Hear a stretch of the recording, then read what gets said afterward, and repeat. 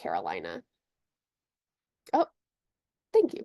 And so today I'm going to go ahead and I'll give you guys an introduction of the agenda. We'll do some, I'll introduce the staff to everyone, and then we'll have some presentations from myself, Kate, who's our intern, some guest presentations, and then we'll kind of wrap up with some extra information and then a ending survey just to make sure that you guys are getting some out of this presentation. But as I said, my name is Riley Lewis. I am the water keeper with Coastal Carolina Riverwatch. Also on this call is Lisa Ryder, who is our executive director. We are the two mighty staff right now. And then Kate Arnold is our water quality for fisheries intern, who has been a critical part of our water quality for fisheries work, in addition to helping us out with this algal bloom training. Make this smaller. Okay. And so, as just an introduction to Coastal Carolina Riverwatch, we are a water quality nonprofit. We aim to make sure you can swim and fish in your local waterways. Us in particular cover the White Oak River Basin for the most part, but we do kind of bleed into other areas of coastal North Carolina through our broader water quality for fisheries programming. The White Oak River Basin covers pretty much from Topsail all the way up through Cedar Island, mostly focusing within Carteret and Onslow. But we have a variety of tiny rivers, streams, sound systems, which makes it a very dynamic system between fresh and saltwater systems. So the algal blooms that we experience in this area have both the fresh and saltwater characteristics. And especially with all these dynamic systems, we have a lot of different types. A lot of our work at Coastal Carolina Riverwatch is focused on research, outreach, and advocacy because we really want to make sure the research that we're doing also is engaging the community and the community members are able to do something about that. So this algal bloom training is a really big part of this work that we're doing. We have people from all over the place, so I'm glad I added this slide. Just to give you a frame of reference, those two little arrows are pointing to our White Oak River Basin, but as you can see, there are many other river basins within North Carolina, and this is also throughout all of most of the US and globally. So this is called a network of water keepers. This is through Waterkeeper Alliance, but all of the North Carolina and some of the South Carolina keepers are very interconnected and we do a lot of work together. So if you are interested in finding your local riverkeeper or waterkeeper, highly recommend reaching out to Waterkeepers Carolina or myself, and I can probably lead you in the right direction of who's doing my type of work in your area. So for those of you who are tuning in from the White Oak River Basin, welcome. I'm your waterkeeper, and I really appreciate y'all being on here. We are already recording, so that is perfect. All right. So before we get too far into the workshop, we do want to do a pre-workshop survey. Kate is going to put that in the chat so that y'all can go ahead and participate. For those who are just tuning in, go ahead and introduce yourself in the chat, and then I'll give y'all just a couple minutes to fill out this pre-workshop survey, and you'll have another short one to do at the end. I promise it'll only take maybe a minute. Let's see. Awesome. Thank you, Kate.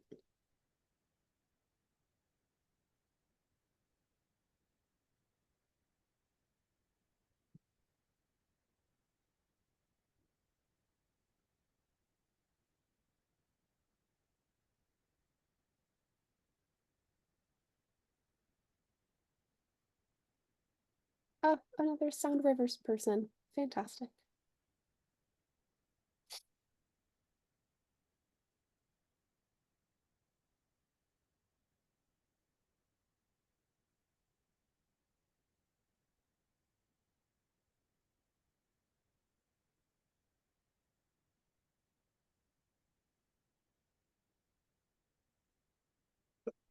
All right, and if you guys can use at the bottom, there's a little there should be a way for you to like do a thumbs up or something.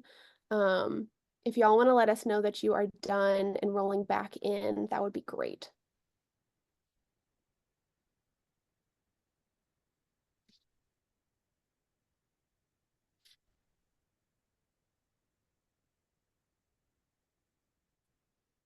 We got some people from More Raleigh, Jacksonville.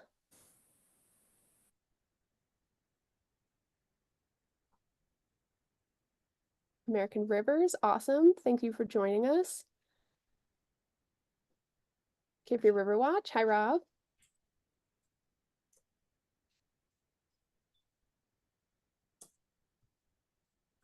All right. And Kate, if you'll post the workshop survey link one more time, just for people who are hopping in. Down east, lovely.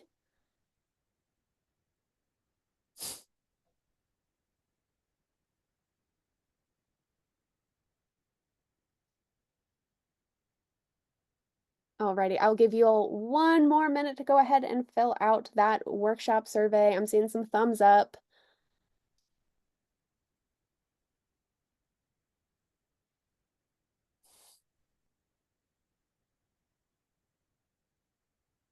I don't know if you guys can see my little chat thing, but you can see where I'm scrolling. Chapel Hill, awesome. All right, it looks like we are at a pretty good spot with everyone wrapping up. Perfect. All right, y'all, let's get into the meat of this. And I did turn off my video so y'all can just focus on the PowerPoint. All right, so thank y'all so much for showing up. Let's go into harmful algal blooms and what they are. All right, so what are harmful algal blooms and where do they come from? I'm going to be referring to harmful algal blooms as HABs because that's much less of a mouthful. And so HABs occur when there is an excessive amount of algae growth in a body of water. Algae is an aquatic plant that uses photosynthesis to grow, and there are both toxic and non-toxic versions of algal blooms. HABs can impact both ecosystem health through fish kills and lowering dissolved oxygen levels, and can impact public health by contaminating drinking water or causing some illness. HABs can also take on an economic toll by decreasing local water quality, subsequently impacting property values, commercial and recreational fishing, and other water-based recreational activities. It's important to note that not all algal blooms are harmful, and it's largely dependent on the type of bacteria that is dominant within the bloom or whatever organism makes up the bloom. In some cases, they can be a good indicator of change in an ecosystem and also represent an increase in phytoplankton, which is at the base of the marine food chain. There are three main factors that can cause algae to grow out of control and lead ultimately to a harmful algal bloom event. The first is available nutrients in the water. Increased nutrients loads in a water body can fuel the growth of HABs. This is often referred to as eutrophication, if you're ever heard of that. The nutrients can come from wastewater treatment plants, urban stormwater, residential fertilizer, agricultural runoff, pretty much anything that's going to utilize nitrogen and phosphorus, which are the prime nutrients that contribute to algal growth. In freshwater systems, the limiting nutrient, what algae really relies on, is phosphorus. Whereas in saltwater systems, it actually tends to be nitrogen, and that just is based off of what nutrients are already available in the water.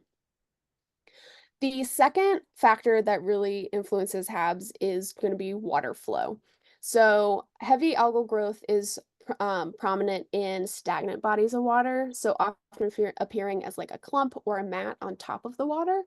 No movement means that there's no flushing of the algae out, so the bloom can grow and take over of the system. This can also mean that it reduces dissolved oxygen, which actually happens after the algae has grown and is dying and is decaying. That uses up a lot of the oxygen in the water, and that can be exceptionally bad for stationary species. So like your oyster reefs or your submerged aquatic vegetation, all of that sort of stuff. However, in larger bodies of water, they are also subject to more flow and can have some wind disturbance that helps mix up those waters. Um, Heavy algae growth can still happen, but it's a little bit more dispersed within the water column, and due to the high turbidity. This actually can mean that the algal blooms are very large and much larger because there's that vertical mixing in addition to it just having the surface to grow. And sometimes those nutrients from really deep down in the waters, which a lot of nutrients are kind of held, can be washed up and cause and provide more food for the algae. And the third element that really impacts a HAB is the increasing temperatures. So warmer surface waters can enhance algal growth. We see the heaviest growth of blooms in around mid to late summer.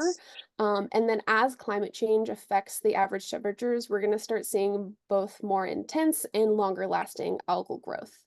In addition to increased periods of drought and stagnation, it'll be further exacerbated. This tends to be seen a lot in waters throughout the southeastern US, so we're kind of getting into that territory, and then also the Great Lakes. Um, it's worth noting that blooms can grow really quickly or really slowly and last a short time or a long time. It's purely based off of this sort of nutrient availability and the mixing of the waters. So there's a lot of different elements that go into it. So there's a lot to take into consideration when people are trying to reduce the prevalence of harmful algal blooms. All right, so algae versus HABs. Algae, as I've already kind of mentioned, are microscopic little organisms that live in aquatic environments. They use photosynthesis for the most part and produce energy from sunlight. Algae can be found in all types of natural waters, including saltwater, freshwater, brackish. These are supernatural systems, and in moderation, they're not bad. Algae can live in the water and be grouped into kind of two categories. There's like the seaweed, and then there's the phytoplankton. I think most people are familiar with seaweed, large plants, many cells, but phytoplankton are small, single-celled organisms, like bacteria, and these are more likely to result in a harmful algal bloom event because they can multiply very quickly. Algae does not always grow in excessive amounts, and some algae is non-toxic, such as like your classic pond scum, or filamentous algae. And those are kind of pictured on the left-hand side. Um, these are going to be ones that don't cause harm through like toxins being released through them. But they can still cause a harmful algal bloom. On the right, you can see what is actually a HAB. And so HABs occur when algae growth reaches uncontrollable levels. Excessive algae growth, or a bloom becomes visible to the naked eye. It could be green, it can be blue-green, red, brown, all depending on, again, that type of little organism that's making it up. Toxic HABs are those dominated by toxin-producing algae. So, for example, a type of bloom is cyanobacteria, and it produces a toxin that's called cyanotoxins. It can negatively impact drinking water, human health, fish, animals, um, and the that's like kind of seen in the far right picture. You can kind of see how these do not look the same. Toxic producing algae blooms have a very distinct kind of look to them, and we'll kind of get into being able to take the difference a little bit when Kate talks. In the kitchen. In the kitchen. Um, and this is a friendly reminder to please turn your Zooms on mute if you are in the call. Thank you. All right. So like I said, non-toxic HABs can still be impactful. This is referring to like the green algae or the pond scum.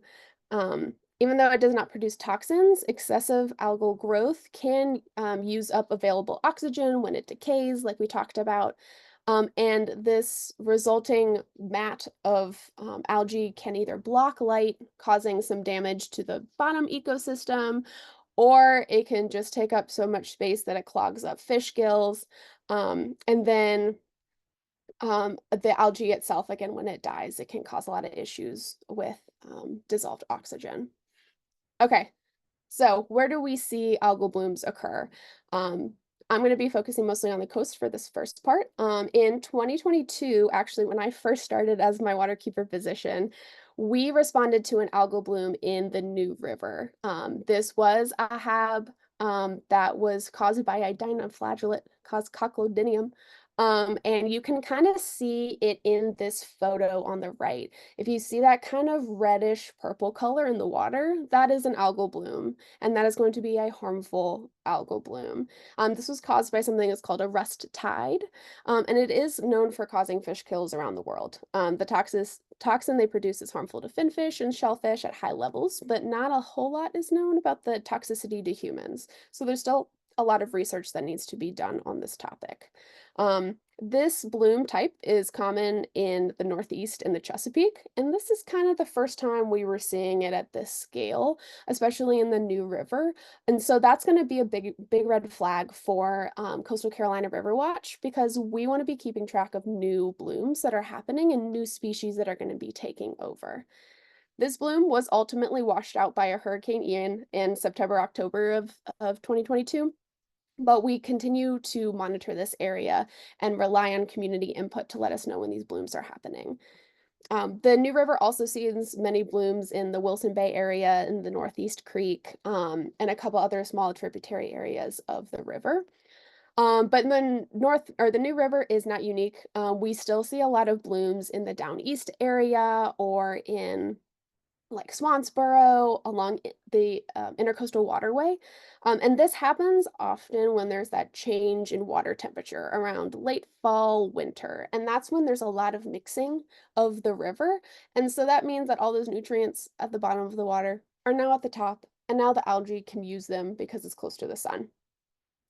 Um, these are predominantly saltwater species for obvious reason because they're in the intercoastal waterway in these brackish ecosystems. However, there are plenty of freshwater species as well. We're going to find these in lakes like Mattamuskeet, Falls Lake, and also in the fresher waters of the Chowan and the Albemarle Sounds. You'll also find them in man-made reservoirs like retention ponds, golf courses, and these are going to be mainly the freshwater species. Um, we're less concerned about the retention ponds and golf courses because they're kind of meant to catch all of that nasty stuff in the water, but it's still a good sign that, or a bad sign that there's a lot of excess nutrients on the land that is causing too much nutrification within the waters. And that's how you get algal blooms. All right. So that was a lot, but that was our intros to algal blooms. I am going to pass it to Kate and I'll progress her slides, Kate, whenever you're ready. Hey everyone, so I'm about to go into a section that will kind of show you the basics in identifying a harmful algal bloom, or as we've been referring to, a HAB. So what do we want to look for when we identify a HAB? Right. First, it's important to note that you cannot identify whether a HAB is toxic or non-toxic just based on appearance alone, kind of how we mentioned before. But there are some signs you can look for to identify whether a HAB may be occurring or not. These signs include water body appearance, the color of the water, or the odor that the water body can even emit. So on the right, we have example images of non-toxic algae and plants compared to a HAB event, such as the pictures on the, or I'm sorry, on the left, you have pictures of the non-toxic algae and the plants, and then on the right, you have pictures of a HAB event that may have toxins present. Now, when assessing the appearance of a HAB, so that first sign, you can see on the right that HABs tend to have an appearance of paint or soup, a scum or like a bubbling look to the surface of the water, or the appearance of like chopped lettuce or grass that was thrown into the water, which can have a different look than just normal occurring, naturally healthy algae and aquatic plants. Now, a common problem for those observing the appearance of an algal bloom is to mistake algae or duckweed for algae. Now, duckweed is a common aquatic flowering plant in North Carolina. Now, if you kind of mess with the water, duckweed will actually separate if it's disturbed, whereas algae will often stay clumped together. Now, in some cases, this algae can actually break apart when disturbed, but in this case, it will then sink down the water column. And if it is duckweed, the duckweed will continue to float on top of the water column if it is disturbed. Now, the second sign of a HAB that you can assess in the water body is the color of it, the color of the water itself. So algae and aquatic plants are usually green, but can appear yellow or brown as they die down, as seen on the left. And this is all very naturally occurring. And hab events, such as those caused by the cyanobacteria, which get their name from their blue-green pigment, can have a discernible color to them. Other blooms, as Riley mentioned, can often look green, green-brown, or red. But overall, habs typically are pretty discernible from regular algal clumps or just aquatic plants color. And then the third prominent side that a hab is occurring is the odor that the water body can emit or produce.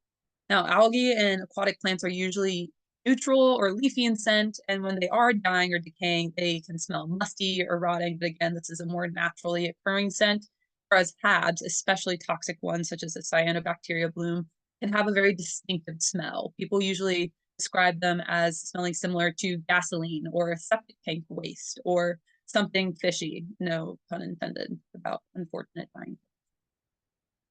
So now algal blooms can also come as different types. We've already discussed how not all algal blooms are harmful. Algae is a natural part of the environment, and they're important because they make oxygen that living things need, and when they do not grow in excessive amounts, they do not really pose any harm to the aquatic environment that they are found in. And we have also discussed how not all habs themselves are toxic. We mentioned before that toxic or non-toxic blooms can still result, however, in lower dissolved oxygen levels, fish kills, loss of habitat and other aquatic vegetation. They can create dead zones, and this all impacts the ecosystem health as well as the economic health in that area. Then there are toxic blooms, and these can come in kind of different shades themselves. These are blooms that can pose a threat to human health. And the three types of phytoplankton that cause most blooms, making people and animals sick, include the cyanobacteria, or the blue-green algae that we've talked before, the dinoflagellates, also sometimes referred to as red tide or microalgae, and then the diatoms, which are also referred to as microalgae.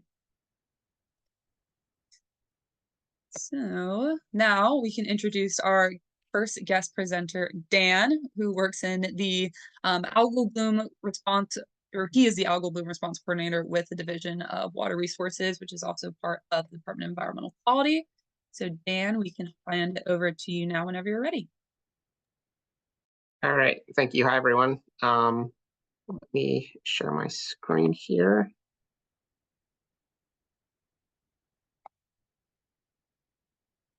All right, and can you see my screen now? Yes, I can. Okay, perfect. I'm going to turn my video off while I'm doing this. Yeah, so thank you for having me. As Kate mentioned, my name is Dan Wiltsey. I'm the Algal Bloom Response Coordinator for DEQ. And today I'm going to be going over DEQ's algal bloom response procedures. So just some quick information about DEQ. We are the North Carolina Department of Environmental Quality, or DEQ. We have 7 regional offices across the state. As you can see in this map, the colors refer to the different regional offices that we have. So for the white oak, I believe the majority of that is going to be in the Wilmington regional office in that green color. So within DEQ, we are the Division of Water Resources. Our job when blooms are reported to us is to monitor and analyze those blooms. And we'll get into in a couple minutes kind of how we do that. We are not able to issue any advisory or closure based on algae or toxins that we find in these blooms. And advisory or closure is going to be the responsibility of the lake or water body owner to actually make that determination. We also do not manage or treat blooms that occur. We advise folks if they have questions about that to reach out to a local pond management company for information on that. And we also work closely with the North Carolina Department of Health and Human Services, or DHHS, whenever we detect toxins in a bloom. So we've kind of talked about this a little bit already. Cyanotoxins, again, these are toxins that are going to be produced by cyanobacteria. There are several shown on the screen here. they can have different health effects depending on the type of toxin you have. Some of them can affect the liver, some affect the nervous system. Currently, DWR, we only have the capacity to test for microcystin, that toxin in the top right here that I have highlighted. This is one of the most common and well-studied cyanotoxins. And in a couple minutes, we'll go over how we do that testing. But I did also want to mention that DHHS is working, and we're working with them on a project to expand toxin testing for these other toxins that are listed on this page. Now, the interesting thing about toxins is that some species can produce multiple toxins. So if you have that species in your water, it's possible that one or more of these toxins could be produced. However, the presence of these toxic species in your water body does not equate to the presence of toxins. So just because you have a potential toxin producer in there doesn't mean that toxins are being produced. They can kind of turn on and off when they produce the toxins. And as has been mentioned, you can't tell just by looking at the water body whether toxins are being produced or not. And DHHS has this phrase that we always use: when in doubt, stay out.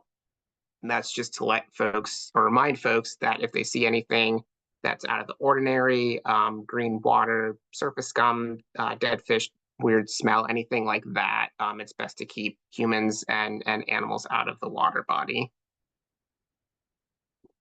So the first thing, if you have a bloom, you can report it to us. We have a reporting form that you can fill out, and links for kind of the different applications that I'll show here can be found on our website, and that's algae.nc.gov. This is a screenshot of that reporting form. It's just a simple Survey 123 form if you used that application before. When you log on, it will just take a few minutes to fill out. It'll ask you what you saw. You can put your information, your contact information in there. There's a spot at the bottom to include a photo and also a map, so you can actually pinpoint where the bloom occurred. And this is really helpful for us to get an idea of kind of where these blooms are occurring and kind of what's going on with them. I will say that if you do fill this out, any information, with the exception of your phone number and email, will be made publicly available. So just be aware of that when you're submitting it. But once that report is submitted, it will then populate onto our Algal Bloom dashboard. And this is just a screen grab of it from a couple of weeks ago. If you haven't been on it, we would encourage you to log on just to kind of see where some of these reports have been submitted from across the state. As you can see on the map, it's certainly not limited to one area. We have everything from the mountains to the coast having both algal blooms and fish kills. So those little green leaf symbols are algal bloom reports, and the purple fish are the fish kill reports. When you log onto the dashboard, you can zoom in or click on either one of the symbols on the map, or click one of these reports on the right or on the window on the left. And a small window will pop up that has all of the information that the user submitted with that particular report, as well as if we've completed our investigation, we'll have our information on there as well about what we found with it. But if you zoom in on a certain area, all these widgets on the sides will change, so you can kind of see some of the statistics of that particular area. So once that report is submitted, once you hit that submit button on that Survey 123 form, like I mentioned, it populates onto our dashboard. It also sends an email out to us in Raleigh, the central office, as well as to the field staff in that particular region for again, one of those 7 regional offices that we have. Our field staff then will attempt to make a visit out to that location. But again, that's not a guarantee. Our field staff have a lot of other work that they have to do. So it's sometimes we just unfortunately can't make it out to some bloom reports. Again, that could be affected by staff resource limitations, especially the weather, that sort of thing. If they do go out and collect a sample, they'll grab different samples and field parameters. And that's one of those reasons why it's important to have your contact information on the Bloom report, is because if staff do need to get in contact with you to get more information or ask for permission to access the water body, they can follow up with you that way. So once they go out there, they collect those samples. They're going to ship those back on ice to, again, us in the DWR Central Lab. We'll look at the algal sample under the microscope to see what species are present in that sample. If any of those potential microcystin producers are in that sample, then we'll do toxin testing, which we'll get to in a minute. And then other samples that are collected during these blooms are analyzed for nutrients and chlorophyll A as well. And so, as I mentioned, microcystin, that's the one algal or cyanotoxin that we have the capacity to test for. Since 2017, when we began our testing, we've tested over 1,200 microcystin samples from, again, all across the state. We use two different methods. The first is test strips. This up in the top right there is a picture of what these kits look like. These are rapid tests that will give us results in about 45 minutes, but they're also only qualitative. So they're only going to tell us whether toxin is present or not. And usually we use these for emergency or blooms that we want to get an idea of toxin presence as quickly as possible. We also then always follow up our testing with the ELISA method, and this stands for enzyme-linked immunosorbent assay. This is a longer test that our chemistry lab does. It takes several hours for the actual test to be completed, plus several hours of prep time. Usually the samples have to be frozen and thawed 3 times. And the purpose of doing that is it breaks apart those algal cells to release any toxin into the water so that it can be picked up by the test. But this test gives us an actual quantitative result. So we get an actual concentration in micrograms per liter, which is also parts per billion, if you heard that. So once we do all of our analyses, once we have all of our results, we'll update the dashboard. We'll get that information back out to the person who reported it. If the bloom occurred in a highly populated or recreated area, or it has a high toxin concentration, then we will issue a press release, and this is in collaboration with DHHS. These press releases, again, if you remember, we don't have the authority to issue any advisories or closures. The press releases are just intended to let the public know that a bloom has occurred in the area, and that either toxins are present or could be present, and just to advise the public to again keep people and animals out of the water. If public health concerns are present, NCDHHS is going to be the one that leads that. They'll contact the local health department, who will begin that process on their end. And I did also want to mention quickly that EPA does have a recommended recreational water quality criteria for microcystin of 8 micrograms per liter. And so that means that any sample that has greater than 8 micrograms per liter of microcystin is definitely a situation where you want to keep people out of the water body. And so we use that threshold as an unofficial determination when we look at the results to determine if we're going to issue a press release or not. And so that was everything that I had. Again, algae.nc.gov is our website, where you can find links to that reporting form and dashboard. And my contact information is also on here. Thank you. Awesome. Thank you so much, Dan. We really appreciate it. And I forgot to mention this at the beginning, but if y'all have questions for Kate or I, or for any of our guest speakers, go ahead and put those in the chat. Also, I'll give us, since we're a couple minutes ahead, time. If anyone has a question, you can raise your hand. There's a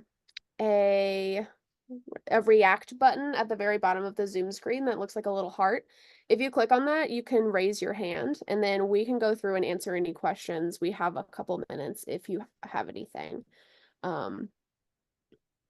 But unless we have any, let me look through the chat real quick.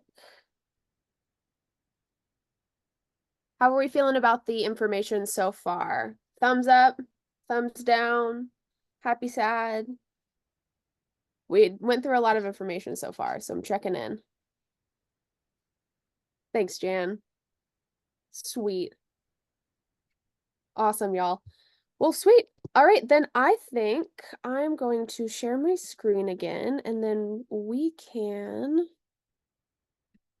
give you an overview on how to, if I can share my screen, maybe.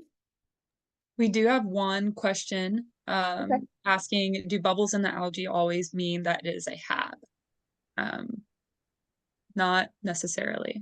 Bubbles can also just be from little microscopic organisms just releasing kind of oxygen in the air. The bubbles will almost kind of have like a coat on them, if that makes sense. So like if you're dipping a stick in a little bubble container of soap and you go to blow the bubble, on the outside of the bubble, it has like that sheer kind of texture look to it. Like there's a coating on the outside of it. That's almost kind of what a bubble and a HAB looks like, except it's smaller, but it almost looks greasy, if that makes sense and answers your question, Jason. Awesome. And Dan, there might be a question for you now in the chat. Why was DEQ not using rapid tests for anatoxin A? It's a very technical question, so if this is Jessica, if this might be something taken offline, but I don't know, Dan, if you have a quick answer for that in the chat. Yeah, no. So the reason that we only test for microcystin right now is that there is an EPA method specifically for that toxin using that ELISA method that I mentioned.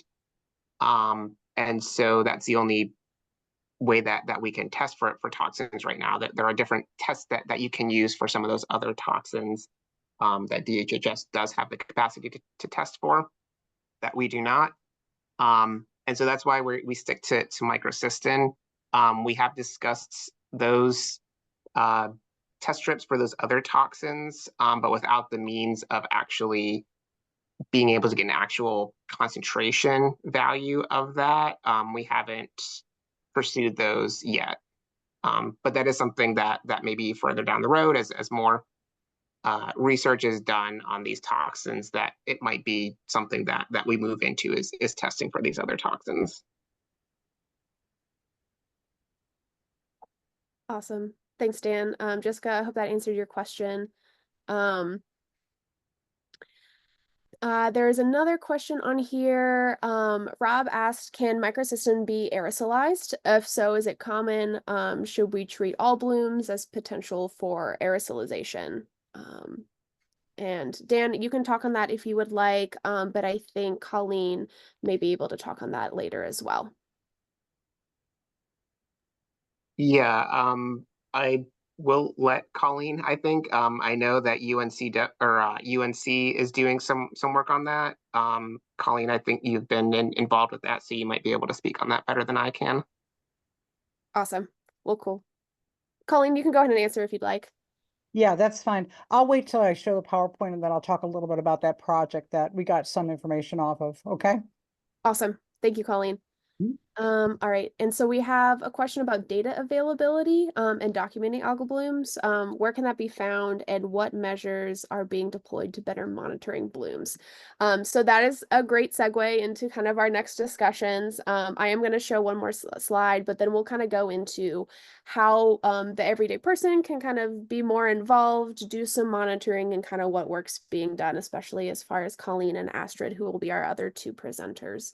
But Carter, I will be back to that question in a minute. All right, let's see, Bobby, if you're out on the water and you see a hab, can we collect it in an HDPE bottle, put it on ice, then freeze it? Would DEQ be able to test it? Sorry if you mentioned it, might have missed it. Short answer is unfortunately DEQ cannot test it. Dan can maybe go into why, but there are some other universities, or you, even if you have a microscope, can take a look under it.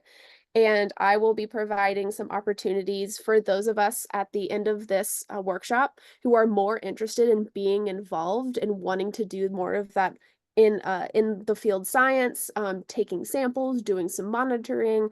We're gonna hold a separate workshop to kind of do a intro to HABs part 2 and like how to actually get involved. So we won't dive too deep into the specifics, but just know, Bobby, that DEQ can't take it, but hopefully there will be some other opportunities for you to share that information with people. So I guess no, kind of.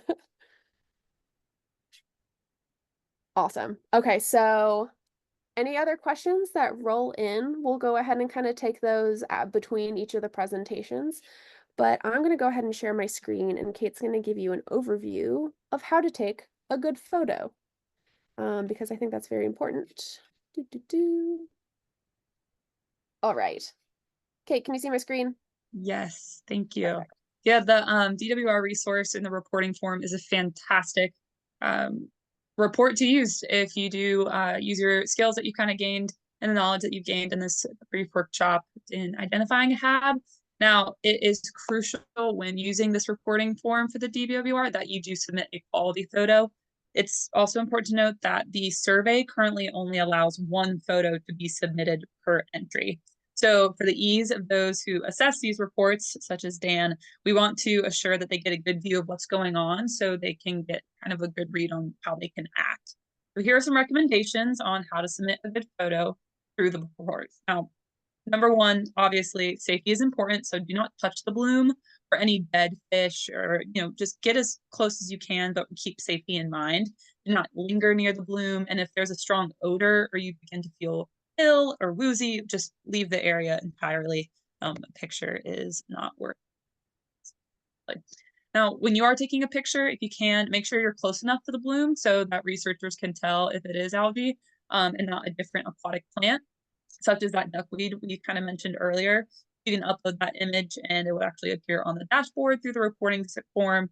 And if it is safe to do so, you can get physically close to the bloom instead of just using zoom. So that would improve your picture quality. And try to take, a few pictures from different angles and consider lighting and relative size and location and just submit the best one out of those. The third is to just make sure that the photo is in focus and not super blurry.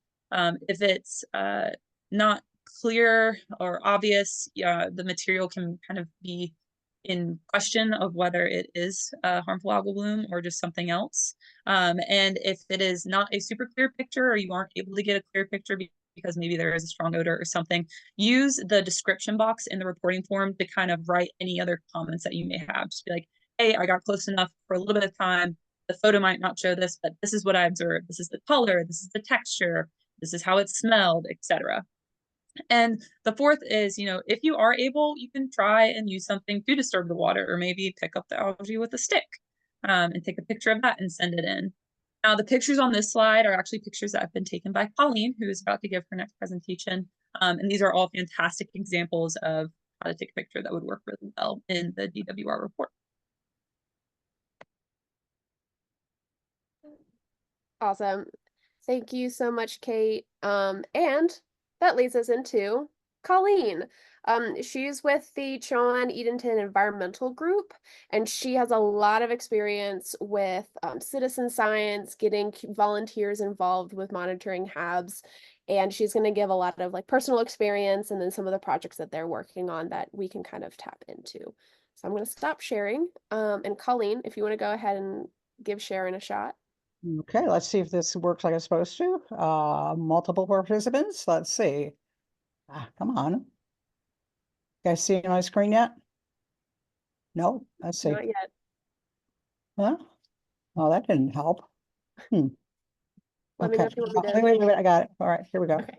Okay. All right. How's that? Can you see it? Yes, we can.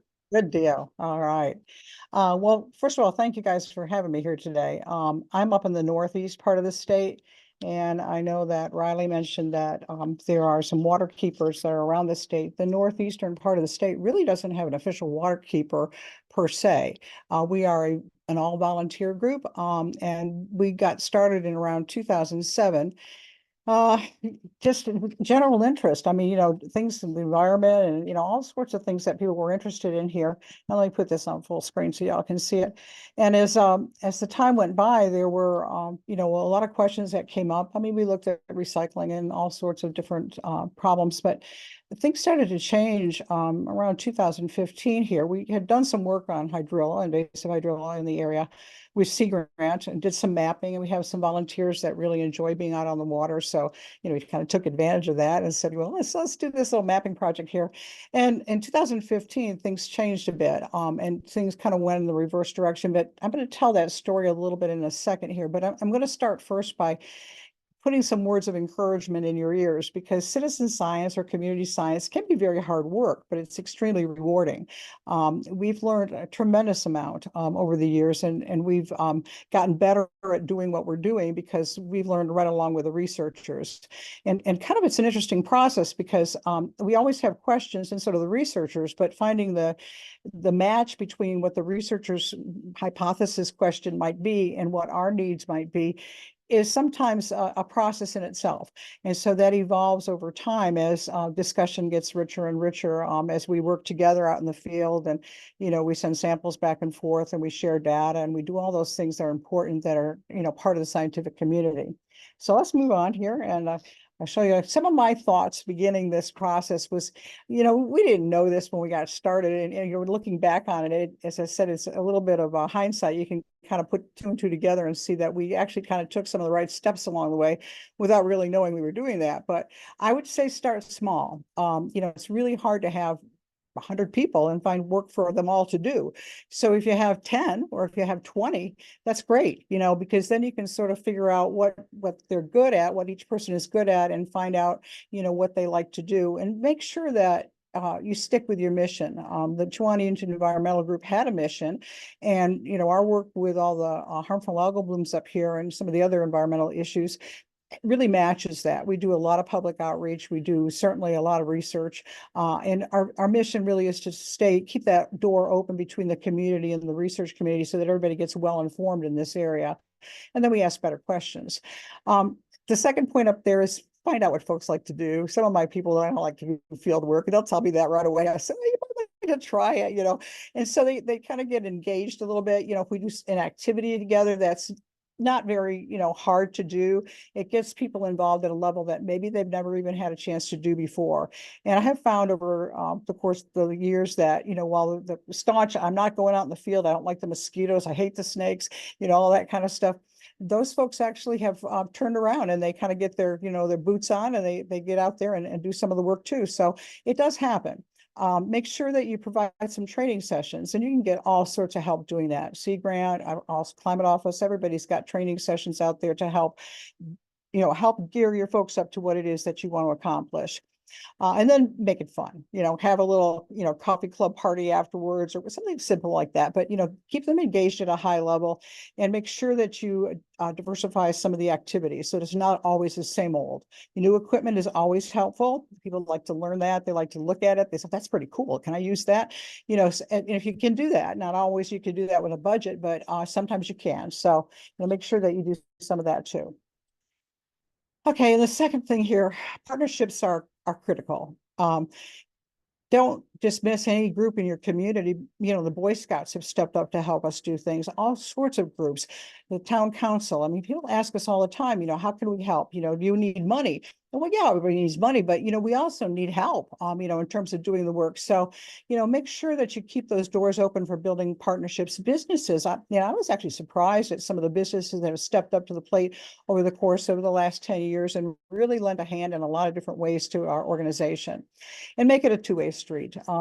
Make sure that the research community that is involved with you, has the dialogue with you, so that when you set up projects together, it's not just a university top-down project or a community bottom-up project. It's both ways. And so that's very helpful in making these projects rich. Okay, as I said, it was a progressive journey for us. In 2015, we happened to be driving by the waterfront in Edenton, and that's a picture like down there going over to Hayes Bridge. That's just last year, by the way. It looks a whole lot different in this next slide. And the water was horrible. And I said to my husband, what on earth is that? He said, yeah, I don't know. I rolled down the window and I could hardly breathe. As somebody asked the question about aerosolization, and yeah, well, without question, you can smell this stuff and you can breathe it into, and if you're, allergy prone or you have asthma or whatever, it'll knock your socks off, literally. So I said, I don't know. I got my camera out, took some pictures, and I immediately emailed a few of my friends and I said, I think we've got a cyanobacteria bloom here, but I'm not 100% sure. Things just went crazy that year. We had, some of the worst blooms I've ever seen in this area. And so people were concerned. Let me show this next slide and you'll see what I mean. This was 2015. That slide with a little bit of bridge showing is the same area that I took just last year. It certainly looks different now than it did in 2015. So folks started asking questions, what is this? What is it going to do to us? What are the harmful effects? All of the obvious questions that people want to know. And we didn't have any answers. I mean, we had no idea, how to even approach, how to get started, what to do, who to report it to, all those things that we've done so much better at. DEQ now has this wonderful dashboard for reporting. The only thing you could do back then is maybe call, your representative and say, can you guys come up here and take a look at this? And folks were doing that, but even so, we needed much more organization behind that. And that has really happened over the last 10 years. And I'm glad to see that. So we started slow. It was Elizabeth Fenson at the state that said to us, do you know about Phytoplankton Monitoring Network? And I said, I've never heard of them. She said, well, you need to check this out. And so she slipped me a website and she said, call these folks. And so in 2015, we bought our first microscope, a digital microscope, and we started to work with the Phytoplankton Network down in South Carolina. They're part of NOAA. And they helped us with some training. It was online, and they showed us what we needed to do. And we started sending pictures to them weekly. And those were the bad years, as you can see from the photos up there. So we sent them a lot of stuff. They said, nope, that's not algae. Or they said, yes, you're doing a great job. They gave us feedback. If the bottle looks like the one in the first slide, the last one up there, if it's that color and that thick, then they also want a bottle of stuff. So we send those too, and we have blooms that are that concentrated, which by the way is rarely. Usually you don't see stuff that, usually it's looks like bottle 1 or 2 up there, not the third bottle. But occasionally we see blooms that are that concentrated in this area. So it's very easy to do, and folks, like to learn how to use the microscope. Several of our people had never used one before, except maybe in biology class in high school. And so it was all new stuff for them. So they were really, encouraged to start helping and pushing things in the right direction to learn more. It didn't take but another year to realize that we needed a whole lot more work in a lot of different areas because blooms started to pop up all over the place. And so we set out to figure out what was our next step going to be. And we got working on some things with, this looks like a huge list, but it evolved over time. We started slowly doing some field sampling, doing some nutrient analysis, doing some bioassays with UNC IMS, and then with some fish tissue analysis with Astrid's going to talk a little bit more about that in a minute. And then a few other grants came through, partnering with Albemarle RC&D, doing some more sampling on some of the tributaries for organic nitrogen, because up in this area, it's more nitrogen that seems to be the limiting agent. Even though it is fresh water, it does, because we have a lot of phosphorus up here anyhow, because it's old seabed. And then maybe the most interesting one in the last few years, those were during the COVID years, we were working with a researcher at IMS that was looking at the aerosolization of some of the toxins. And her hypothesis was that the blooms were going to give off, some sort of a toxin, and we'd be able to pick that up on a very sensitive air sensor. So we worked for 2 years on that project, and I can say that after 2 years, there's still not really a definitive answer. We dragged those sensors out and some big equipment out to an area that had an awful bloom going on. I mean, it was a perpetual bloom, and we thought for sure we're going to get this. Well, there were toxins in the water. There was definitely a bloom. But nothing actually showed up as particles of toxins on the filters that came through. So that data, I think, is being reanalyzed right now, but this is an ongoing thing. For those of you that think research is like a 2-year project, and that's really not the truth. It kind of is ongoing. So what we didn't get in those 2 years was maybe an answer, but we now know that we need to do much more work to see if there is something there for sure. So the follow-up on that was a little CCRG in 2002, where we put some very simple citizen science air sensors all over Eastern North Carolina. Not so much that they were going to pick up any toxins, because they're not set up to do that, but basically to set up if there was a change in the air quality in any way. So they're all around, and people are using them right now to see if there's a bloom out there, to see air quality change in some way, because it's going to pick up particles no matter what they are. Could be smell particles, could be anything like that. So this is a project that's still ongoing. So we started in 2002, but we're still getting a lot of data. And those little sensors run for about, I think they're good for about 10 years. So, they're still collecting data. It's online. It's called Purple Air, and anybody can buy one. They're a couple $100, really, like, very inexpensive. We also picked up a couple of new projects that I haven't put on here yet. They have just started this year. So, we learned a few things. We made a lot of new friends along the way, and we certainly built a lot of new partnerships. Our progress and our understanding in this area about environmental awareness has grown 100-fold.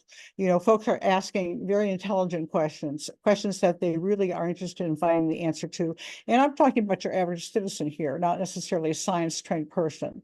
Local decisions are being made about what to do. One of the projects that we're working on this year is funded externally, but it will help us understand why we have a lot of nutrients or a lot of algal blooms in this particular locations based on what might be coming in through the tributaries, because we don't really know that. So we're doing a lot of testing there. And the other surprise to no one here is that volunteers come and go. So sometimes you have summers with everybody around that they want something to do. And sometimes you have, well, I got to go on vacation, or I got to go see the grandkids or whatever. And so sometimes that's a challenge. So keep that in mind as well when you're setting up your group. And then make sure that you allow for some group buy-in. I have folks that are non-science folks that work with us. They make the best suggestions sometimes. Sometimes the science folks are just like, they're not seeing the forest through the trees, that kind of thing. But sometimes the best things comes from folks that don't even realize they're making a suggestion. So listen really well, because you'll hear a lot of good things from your folks that work with you. We're doing, we don't intend to quit. We're doing an awful lot of work here, and every year, because we're sort of a hot spot up here, every year the challenge gets greater as to what can we do to identify these things. But now the next step is, what can we do to mitigate the problem? Is there something that we can put in place that will help that? And if so, what is it? And then we're also involved in providing a number of educational opportunities. Our most recent project, everybody laughs at this, but I think it's a really cool project, has to do with a pond that's up here that has been a very horrible spot for algal blooms. And it's a historic mill pond. And this is one of those sites that we dragged the air quality sensors to and said, let's see what we get here, because we were for sure going to get something. But in about the last 5 years, this has become pretty much of a cesspool, which is terrible, because it's a beautiful spot. I mean, it's got a lot of history. It's wonderful if you're a kayak or a canoe.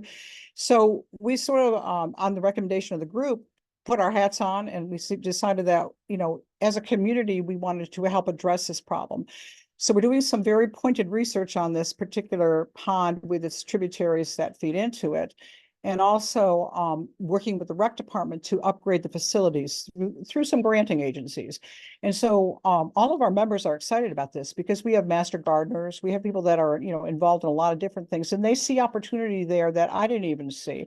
They said, can we put a rain garden there? You know, can we put some native plants there? I'm like, yes, yes, yes. Can we do bird walks there? I said, obviously, yes.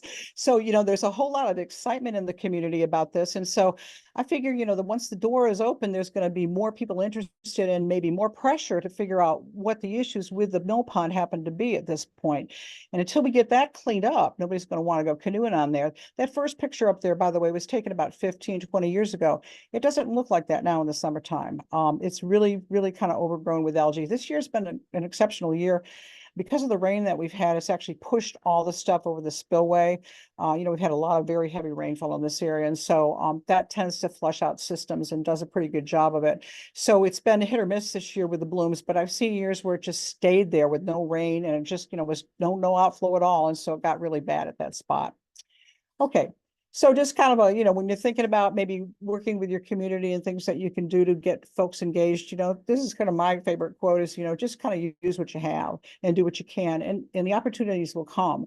They did with us. And as I said, I never would have thought in 10 years that we would have been in this spot where we are now, working collaboratively with a number of different major institutions.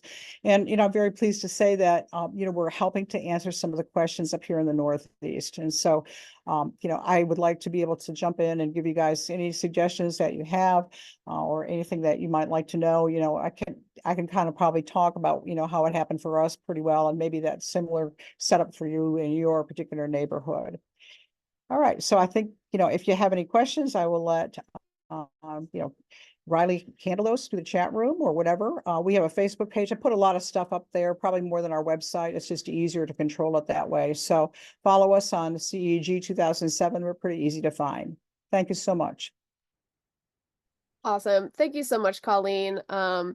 She was really able to show how like anyone can make a difference in their local community, and CCRW, Coastal Carolina Riverwatch, is here to support community members who want to be taking their initiative, because we can do a lot of research and a lot of outreach advocacy on what's happening, why it's happening, and try to stop it at the source. But we also really need people on the ground to be able to take samples, tell us when something's happening. I'm one person and it's really hard to cover a whole river basin. So it really helpful to have everyone working together and really utilizing, you live in that area, you're already there, utilize that time.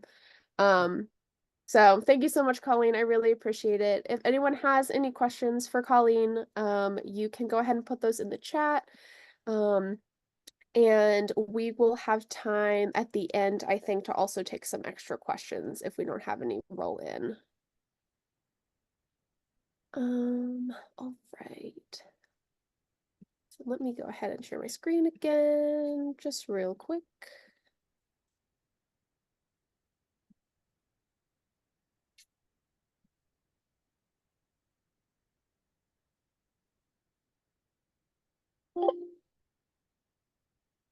Alrighty, so brought this up just to change the screen. Astrid. Astrid is with the North Carolina Center for Coastal Algae, People and the Environment, NC Seascape. And she's going to be talking about the work that the center is currently working on and kind of ways to get engaged. So Astrid, if you are ready, I will allow you to share your screen and you can kind of take over. Let me see if that worked. Can you see it okay? Yes, we can. Okay, took a little while. Hi, thank you so much for the invitation. This is gonna be pretty straightforward, because I've had the best of introductions during the last three presentations, so I will go over some of this really quickly. My name is Astrid Schnetzer. I am a full professor in MES, the Marine Earth and Science department at NC State. And I've been in North Carolina since 2012 and have been working on harmful algal blooms, marine and freshwater, for quite some time, several decades. And had the opportunity, you see a lot of names on this first slide, to actually come together with 9 different researchers with very different expertise, from modelers to climate researchers, to social scientists to try to tackle some of the issues with cyanobacterial or freshwater blooms in North Carolina. The center is funded by the National Science Foundation and the National Institute for Health. This is a 5-year endeavor and allows us to really bring together some of the expertise. And none of this work would have happened. There's a slide later that shows you all the partners that I've worked with.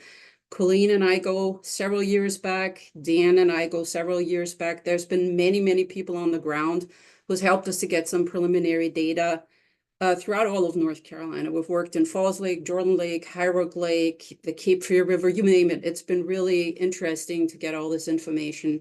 And the center, again, the Center of Coastal Algae People and the Environment, NCC Cape for short, is supposed to help us to put all of this information together a little bit. So let's see. This is something I can go over really quick. Riley had a really good introduction of many of these things. We're all very well aware that these things can be of major concerns, especially in North Carolina. Water quality is really, really important. Huge system here. I've come to love the Pamlico-Albemarle Sound area. I was a full oceanographer, marine, and now I really appreciate coastal waterways, and I'm really lucky to work on these things.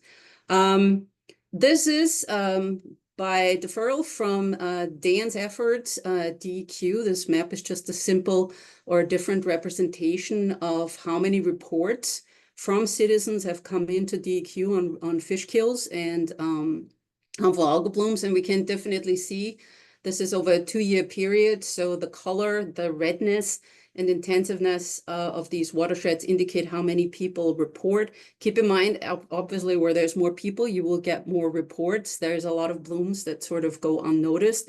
But you can see that where Colleen is working in the Chowan River, also in the top Pamlico River area, there's plenty of concern. There's good indication throughout the scientific communities that in several locations, harmful algal blooms are on the rise.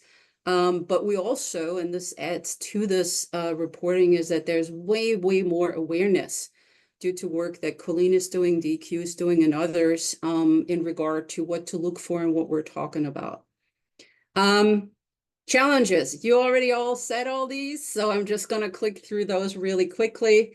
These are ephemeral events, means they come and go. You can be on a water body, it looks fine, nothing is going on, and then within 2 or 3 days, you have this exponential growth and you have a really thick bloom. These things are patchy. This beautiful video is from one of our collaborators, Charlton Goodwin from the Division of Marine Fisheries. This is on the Chowan River. And you can tell, if you sample somewhere on the riverbank, you miss this entire event. One of the reasons why this event specifically I want to mention is because it is one that we got alerted to by Colleen and her team. And this happened in 2019. And we were sort of like doing regular fish sampling in the area, and Colleen just told us, come here, right here, Coleraine Creek. It's happening right here. So we did additional sampling, and we did toxin testing. My lab does toxin testing for 5 different cyanotoxins. And sure enough, the most common toxin was found in concentrations that were 3 orders of magnitude above the EPA guidelines for recreation. So this is something you might have heard about from places like the Great Lakes or Okeechobee. It can happen in North Carolina waters. The good thing, and the disclaimer here is, like, we have not seen this since. So these events can come and go. The most important thing is you're there when they happen. And this is where community tie-in and helping and reporting is, it's just at the core of being able to figure out when and how these events occur. You already heard this several times. Even if you have scum, doesn't mean it's toxic. Some species do not aggregate on the surface. So if the water is already turbid or brownish, there can be a bloom going on and you have no idea. So that's also something to keep in mind. Even if they're toxic species, they might not necessarily express it. So the conditions might be not in a way that they push them to start to push the toxin out. Multiple toxins. This is way too much into detail, but the toxins can also be, again, separated by their different structures, and there's ongoing research about that. And then how do exposure risks and guidelines really fit the regional issues that you might have in Riley's territory, in Colleen's area, or in the Pamlico Sound? So these are all questions. And then where does the toxin go? Obviously, we want to know. We already heard some can be aerosolized.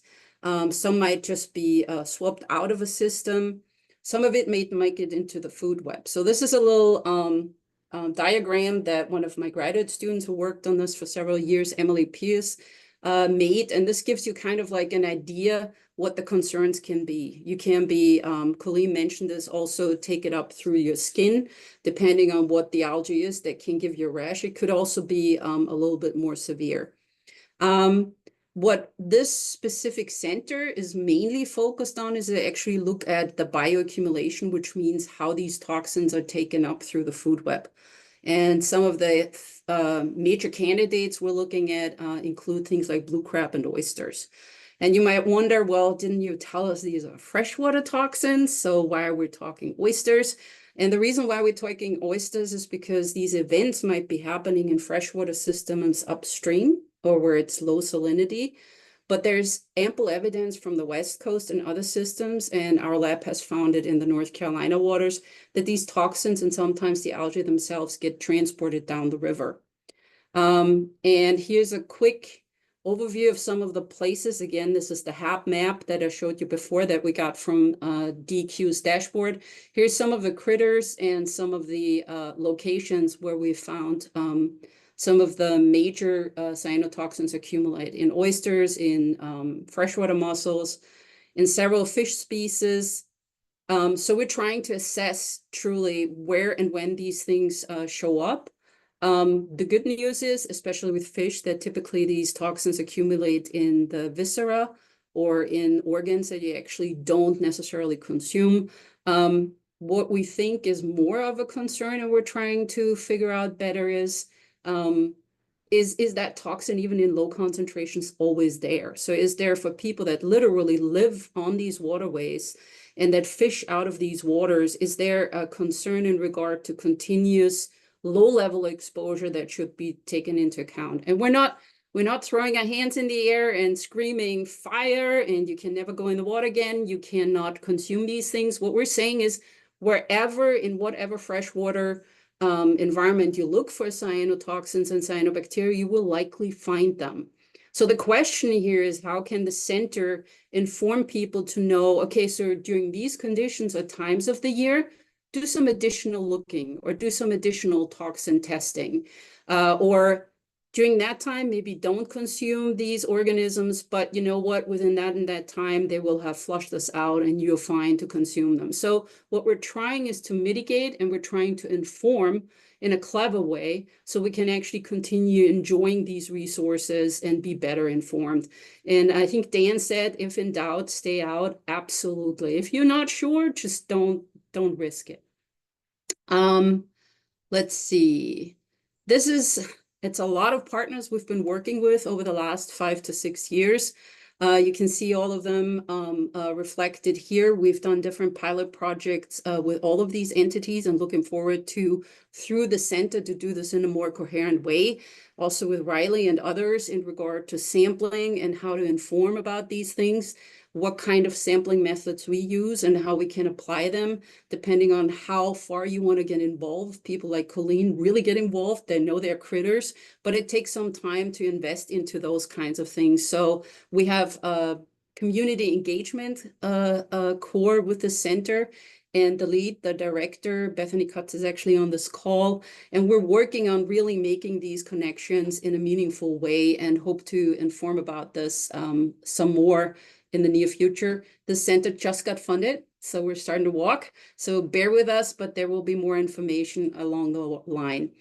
This is very quick, super busy, but what I want to point out, I don't know if can you see my mouse somewhat? So there's 3 projects. One project is going to go into the Pamlico area and the Pamlico Sound, and we will measure toxins in the water, the different types of toxins, the ranges when they're there. And then we also look at oysters and blue crab and how they accumulate toxins in the area. The second project is a team. Again, this is 9 investigators from 5 colleges as NC State that will look at how these toxins actually affect the liver and the liver health. We have epidemiologists and toxicologists. This is completely over my head. This is why I'm so excited that the center allows me to give my information to these types of people who can then use it to look at the health impacts of these things. The third project is all about modeling in climate. Some of the outcomes of these are actually risk maps that we hope to produce, where some of these, like, let's say there's a river event, we go out and we sample right after to figure out how far these toxins get distributed and when and where to be wary about this. This is what this troop of people will be able to look at. And then really at the heart of all of this, data democracy for community engagement is what we're building up with partners that are in this call that have presented here, and hopefully also in the audience, to figure out how we can really make full use of the experiences of the people who live on those waterways, right? You are the experts. You know whether it's bad. You see these things and you have this knowledge with you that somebody like me on campus cannot conjure up or know about. So we're really hoping to do this. And because this is a lot of graphics, and I have a lot of monitors, where's my mouse? Right here. Here are some of the faces of my colleagues that I'm working with, and I'm really excited that we're truly starting up on this. And here's a little geeky part in regard to project 1, where we do the field sampling. So we will characterize where MC, which is one of those cyanobacterial toxins, goes in the Pamika, and what this little diagram shows you is if it's sunshine, if it's rain, if it's really strong river discharge or a storm event, we're going to follow in the water what's happening. And for this, we're going to use a submersible microscope, which we just got awarded through this center. And what you see on the left is one of my graduate students, Will McClure, who's going to be in charge of running this instrument. We just had training for it. And what this thing does, it's going to be upstream near the North Carolina estuarium, and it's going to give us real data in regard to what organisms and in what concentrations are in the water. And this will allow us to literally guide, all right, now it's time, it's happening. Let's now do all the sampling along that waterway and look for toxins, right? So it's going to inform us, in addition to people on the ground who hopefully will keep on reporting to us when it's time to go and sample. So we're really excited about this instrument. Here's a data series from the Gulf of Maine. These instruments collate thousands of images that are then classified automatically and tell you exactly what's in the water. These are some marine pictures. This is a long-time series from I think this one is from the Gulf of Maine. They have these instruments. This will be the first one that will be deployed in North Carolina. And we have really great hopes that this will help us. My wish is we have 5 or 6 of these that are networked throughout the Pamika Albemarle Sound, where we can get this information.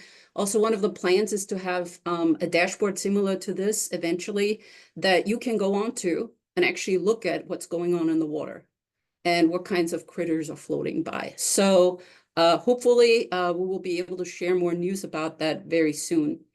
And then we are in the works working with both DQ on the left hand and DHHS, the health department, because they already have put a network in place. You've heard about what DQ has already done. We can in no way, shape, or form replace what's already been worked and put in place. We want to build on that and help inform that through the research that we do. Obviously, also, I can't take credit.